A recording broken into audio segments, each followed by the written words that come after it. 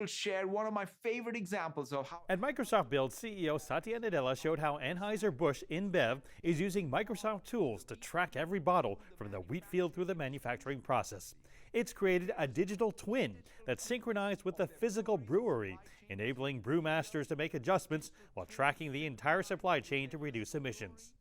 Deep reinforcement learning works with digital twins to help packing line operators detect and automatically compensate for bottlenecks. Nadella told developers the entire world is becoming their app canvas, including traditionally non-tech sectors. Over the past 2 years, the number of developers at non-tech companies has grown faster than at tech companies. Industries hiring developers most rapidly include agriculture, consumer goods, energy, finance, and wellness. To share just one example, in the automotive industry, there were more software engineers than mechanical engineers hired over the last year. Inspiration for the next generation of developers came in the form of a competition called Imagine Cup. Tens of thousands of students from 163 countries signed up, with the overall champion winning $75,000 and mentoring from CEO Satya Nadella. Team Rweba from Kenya.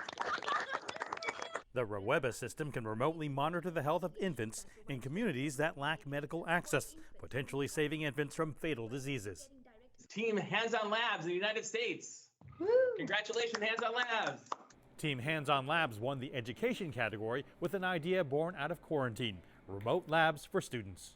We were both frustrated about lack of access to labs and any sort of hands-on experiences for students. The first lab we built is a robotics lab. It allows students to control a 6 degrees of freedom robotic arm, and they basically can control everything about it from anywhere in the world and then watch it in real time with very low latency, performing the actions that they programmed it to do.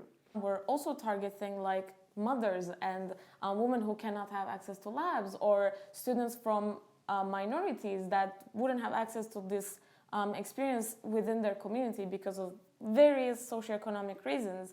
And it basically allows them to have access to such a tool with very, very little cost, and they can take it from their comfort of home and they can continue their research. I think what impressed me most about the group this year from previous years is that really the pandemic and COVID and remote work had an impact on almost all of them, whether it be how they worked on their project, whether it be the idea they came up with. During his presentation, CEO Satya Nadella also highlighted the continuing public health crisis, racial injustice, and damage from climate change. He said the tech community had a responsibility and an opportunity to take on these challenges and shape what comes next. Mark New, CGTN, San Francisco.